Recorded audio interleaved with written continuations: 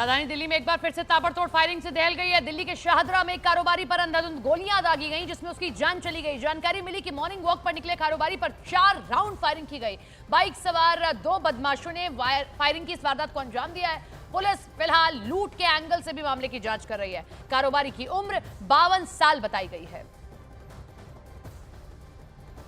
तो दिल्ली में लगातार क्राइम ग्राफ बढ़ता जा रहा है। राजनेता एक दूसरे पर सवाल खड़े कर रहे हैं और इन सब के बीच में अगर कोई परेशान है तो वो दिल्ली के बाशिंदे, क्योंकि हर रोज कहीं चाकूबाजी हो जाती है, कहीं गोलीबारी हो रही है। शाहदरा का ये इलाका बड़ा व्यस्ततम इलाका रहता है। शाहदरा में सुबह से ही वहां पर गाड़ियां चलने लगती हैं, बहुत व्यस्तता रहती है। लेकिन बावजूद इसके आप देखिए कि एक 52 साल की व्यक्ति की हत्या कर दी जाती है, वहां सरेआम गोलियां चलाई जाती हैं। सुबह हम लोगों को पीसीआर कॉल रिसीव हुई है 8:36 पर सुबह मॉर्निंग में। उसमें कॉल में ये था कि आ गया तो 2 लड़के बाइक पर गोली मारकर चले गए। ये कॉल में था। मौके पर जब पुलिस पहुंची तो पाया कि एक सुनील जैन नाम का व्यक्ति है, उसके गोली लगी है। 3-4 गोलियां लगी हैं उसको, और हमें कुछ राउंड्स भी मिले हैं यहाँ पर 5-6 के आसपास। तो अभी इसकी जाँच कर रहे हैं। सुनील जैन की मृत्यु हो गई है। ये बात क्या प्रोफाइल है? क्या प्रोफाइल है? बर्तन की दुकान है इनकी, और 52 साल इनकी उम्र है। ये सुबह मॉर्निंग वॉक के लिए गए थे यमुना स्पोर्ट्स कॉम्प्लेक्स में, वहाँ से वापस आ रहे थे, उस वक्त ये हादसा हुआ।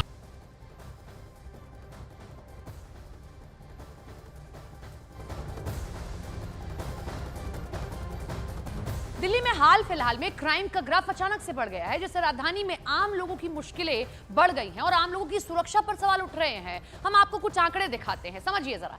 20 नवंबर को समयपुर बादली में एक युवक की हत्या कर दी गई थी। इसके 10 दिन बाद ठीक यानी कि 30 नवंबर को नारायणा इलाके में चाकू मारकर एक शख्स की हत्या कर दी गई।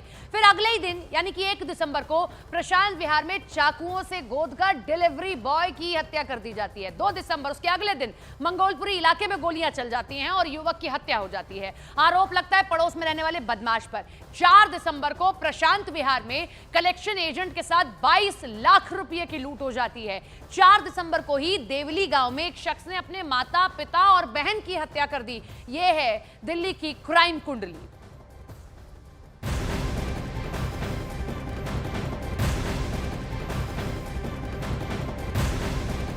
वहीं दिल्ली के गोविंदपुरी में चाकूबाजी का एक और मामला सामने आया। पड़ोसियों के बीच झगड़े में चाकूबाजी हुई, जिसमें एक युवक की मौत हो गई। जानकारी मिली कि कॉमन टॉयलेट की सफाई को लेकर पड़ोसियों के बीच झगड़ा हुआ और बात इतनी बढ़ गई कि उन्होंने एक दूसरे पर चाकुओं से हमला कर दिया है, जिसमें एक शख्स की मौत हो गई है।